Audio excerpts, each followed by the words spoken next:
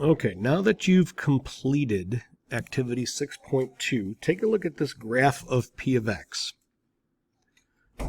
Notice where the zeros are at, and notice whether there's a sign change around the zero. Some of the zeros have a sign change, some of them don't. The question is, which one of the following could be the equation of p? So here are your choices. Now you're going to have to look at the factors, consider the roots, the x-intercept, and the multiplicities of each factor, or each zero. Which one of these could be the equation of p? Notice that at -4, there's a root, so we know x plus 4 is a factor. But the sign changes from positive to negative at -4, which means the multiplicity has to be odd. So right now, a is eliminated.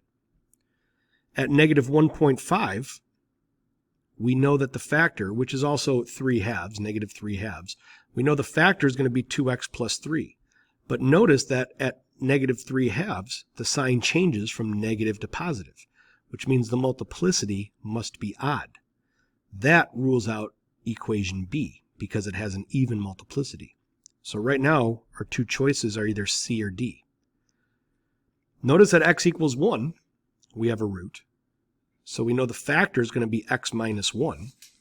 But the sign doesn't change at the root. It's positive here, and it stays positive over here. That means that the multiplicity is even. Therefore, our only answer is C. C is the correct answer to this equation.